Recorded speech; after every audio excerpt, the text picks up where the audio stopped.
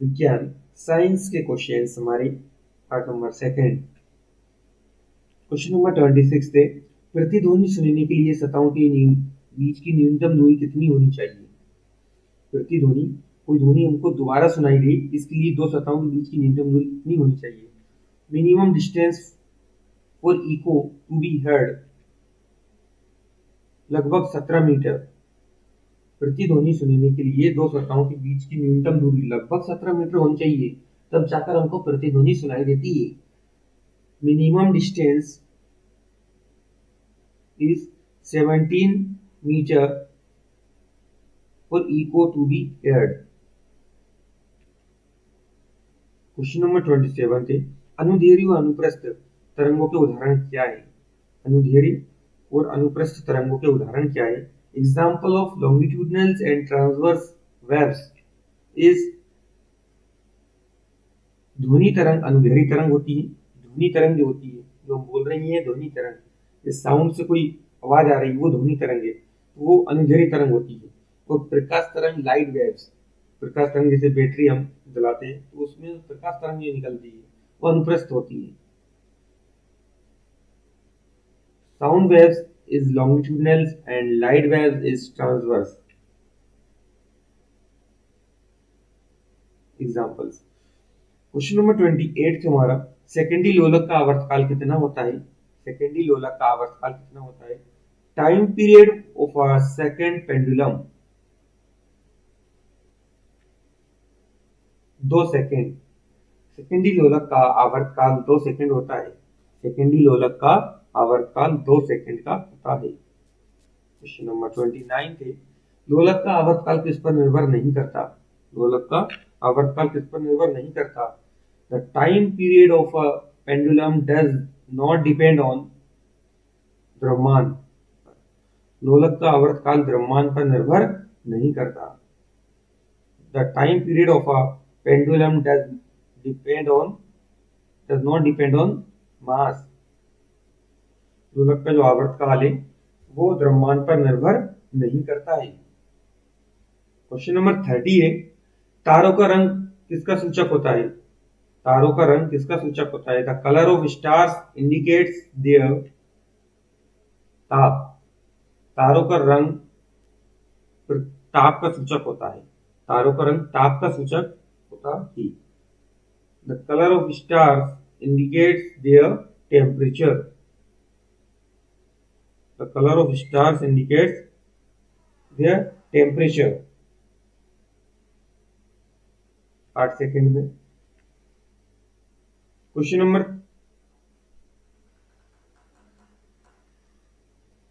Number 31 है, सूर्य से पृथ्वी तक ऊष्मा किस विधि से पहुंचती है। Heat from sun reach earth through विकिरण विधि, रेडिएशन मेथड से पहुंचती है।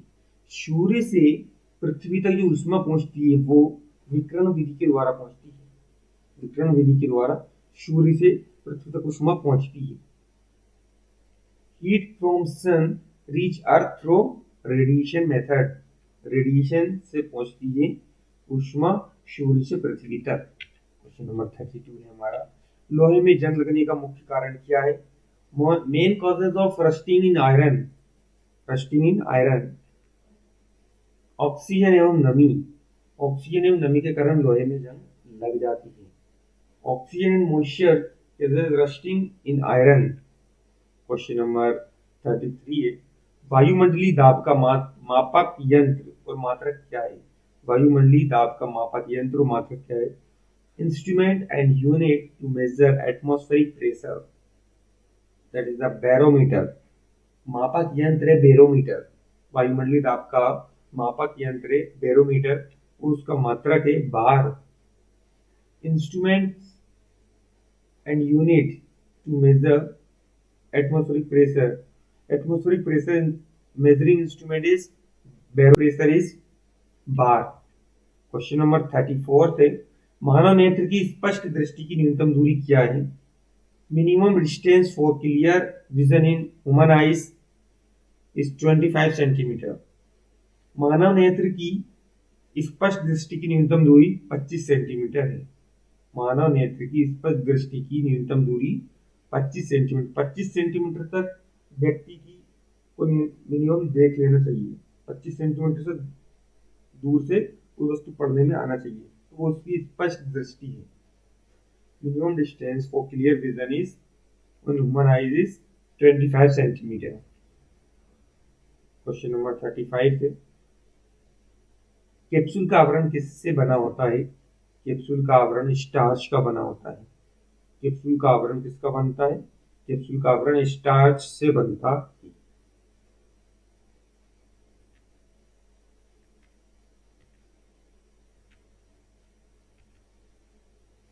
क्वेश्चन नंबर 36, अंडे का आवरण किससे बनता है? Egg cells is made of calcium carbonate. अंडे का आवरण कैल्शियम कार्बोनेट का बना होता है। Egg cell is made of calcium carbonate. Question number 37, मस्तिष्क व सिर के अध्ययन की शाखा क्या कहलाती है? मस्तिष्क और सिर के अध्ययन की शाखा क्या कहलाती है?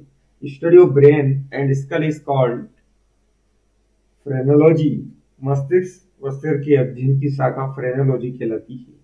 Study of brain and skull is called phrenology. Question number 38 हमारा, डिहाइड्रेशन से किस तत्व की कमी होती है? Dehydration causes deficiency of sodium chloride. Dehydration से सोडियम क्लोराइड की कमी होती है। Dehydration causes sodium chlorides, deficiency of sodium chlorides. Question number 39 है, किसी वस्तु का भार अधिकतम कहाँ होता है? किसी वस्तु का, कोई वस्तु है, उसका अधिकतम भार कहाँ होगा? Where is the weight of an object is maximum? विवाद में। एट द पोल, किसी वस्तु का अधिकतम भार विवाद में होता है। At the pole the weight of an object is maximum. Question number 40 हमारा, कृत्रिम सिल्क किसे कहते हैं? What is artificial silk called? Rayon. कृत्रिम सिल्क रेयन को कहा जाता है। कृत्रिम सिल्क रेयन को कहते हैं।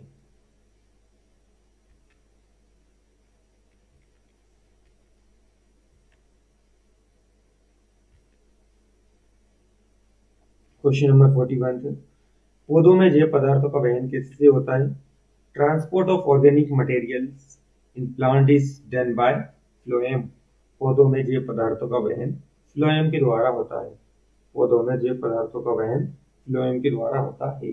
Transport of organic material in plant is done by phloem. Question number 42 है, आंसू गैस क्या है? What is a tear gas? Chloroacetophenone. Chloroacetophenone आंसू गैस होती है। आंसू गैस में क्या होता है? क्लोरोएसिटोफिनोन। क्वेश्चन नंबर 43 है, डीएनए की खोज किसने की थी? Who discovered DNA? डीएनए की खोज वॉटसन एवं क्रिक ने की थी। वॉटसन एवं क्रिक ने की डीएनए की खोज। क्वेश्चन नंबर 44, आम का वैज्ञानिक नाम क्या है? What is the scientific name of mango? आम का वैज्ञानिक नाम मैंगीफेरा इंडिका है। आम का वैज्ञानिक नाम मैंगीफेरा इंडिका है। Mangifera indica is the scientific name of mango. Question number 45 है, तंबाकू में हानिकारक पदार्थ कौन सा होता है? Which harmful substance is present in tobacco? Nicotine.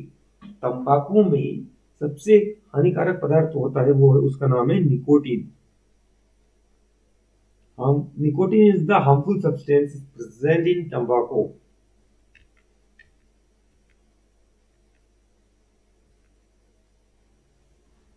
Question number 46 है, रेफ्रिजरेटर में ठंडा करने के लिए किस गैस का प्रयोग किया जाता है? Which gas is used in refrigerator for cooling? Ammonia gas. Refrigerator में ठंडा करने के लिए अमोनिया गैस का प्रयोग किया जाता है। Ammonia gas is used in refrigerators for cooling. Question 47 है, वायुमंडलीय दाब का मान कितना होता है? वायुमंडलीय दाब का मान कितना होता है? What is the value of atmospheric pressure? वायुमंडलीय दाब का मान 10 टू पावर 5 न्यूटन पर मीटर स्क्वायर होता है। 10 टू पावर 5 न्यूटन पर मीटर स्क्वायर होता है वायुमंडलीय दाब का मान। क्वेश्चन नंबर 48, दो समांतर दर्पणों के बीच की दूरी, दो समांतर दर्पणों के बीच वस्तु रखने पर कितना प्रतिबिंब बनता है? कोई भी दो समांतर दर्पण है, प्लेन मिरर है, उनके बीच वस्तु हमने कोई रख दी, एक दूसरे के आमने सामने रखे हुए, उसके वस्तु के प्रतिबिंब कितने बनेंगे? अनेक। How many images are formed between two parallel mirrors? तो उनके अनंतता अनेक इमेज बनेंगे। Infinite infinite infinite images are formed between two parallel mirrors. Question number 49 है, पेप्सिन प्रोटीन को किस रूप में बदलता है? Pepsin convert protein into polypeptides. Pepsin protein को पॉलीपेप्टाइड्स में बदल देता है। पेप्सिन प्रोटीन को पॉलीपेप्टाइड्स में कन्वर्ट करता है। क्वेश्चन नंबर 15, डीएनए की इकाई क्या कहलाती है? What are the units of DNA called? Nucleotides. DNA की इकाइयां न्यूक्लियोटाइड्स कहलाती हैं।